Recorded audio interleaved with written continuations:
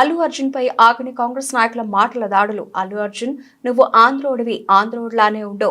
అల్లు అర్జున్ నువ్వు రేవంత్ రెడ్డిని ఏమైనా అంటే తెలంగాణలోని సినిమాలు ఆడనీయం, పగటి వేషాలు వేసుకుని బ్రతకడానికి వచ్చావు. అలాగే బతుకు. తెలంగాణ కోసం సినిమా వాళ్ళు ఏం చేశారు అని నిజామాబాద్ రూరల్ కాంగ్రెస్ ఎమ్మెల్యే భూపత్ రెడ్డి మండిపడ్డారు. మేము చెప్తా ఉన్నాము, అల్లు అరవింద్ జాగ్రత్త, నువ్వు ఓన్లీ వేషాలు, పగటి వేషాలు వేసుకొని మరి ఒక చెత్త సినిమా తీసినావు. అదే మన పుష్ప అంటే ఏంది, మన సామాజిక అంటే సమాజాన్ని బాగుపరిచే సినిమా, అది ఒక స్మగ్లర్ సినిమా. అది ఎర్రచందనం అమ్ముకోవడానికి నువ్వు చేసిన దందలను చూపించినావు. నువ్వు మా ముఖ్యమంత్రి మాట్లాడితే ఖబర్దార్, నువ్వు ఆంధ్రోడివి, ఆంధ్రోడ్లాగానే ఉండి ఇక్కడ బతకడానికి వచ్చినావు.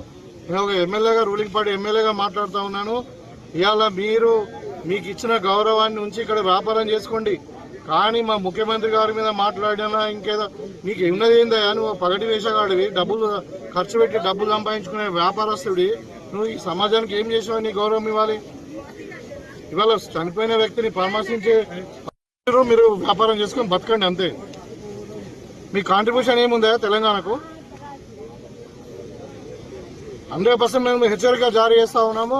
ఇంకా మన ఇంటి ముంగట కొంతమంది వాళ్ళు జాయింట్ యాక్షన్ కమిటీ వాళ్ళు ఏదో చేసినట్టు, కానీ ఖచ్చితంగా ఇదే పద్ధతిగా మార్చుకోకుంటే తప్పదంగా కాంగ్రెస్ శ్రేణులు కూడా తెలంగాణలో మీ సినిమాలు కూడా ఆడనీయం కొడుకని చెప్తా ఉన్నాం.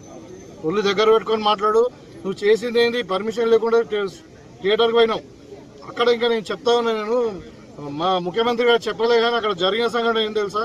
అక్కడ తొక్కేసలాటలో వ్యక్తి చనిపోయింది, ఒక లేడీ. ఈయన పర్మిషన్ లేకుండా కార్ మీద జీప్ మీద ఎక్కి చేతులుపుకుంటూ పోతే అందరు దగ్గరకు వచ్చేసారు. దగ్గరకు వస్తే వాళ్ళ వీళ్ళు ఉంటారు కదా సెక్యూరిటీ, వాళ్ళందరూ కూడా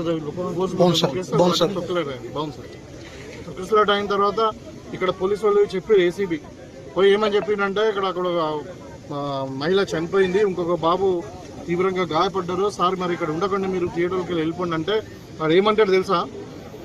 నరబలి అయిపోయింది, సినిమా హిట్ అవుతారంట ఆ ఫాల్తుగాడు మాట్లాడేది. మనకి అసలు మానవత్వం ఉందా విధవా?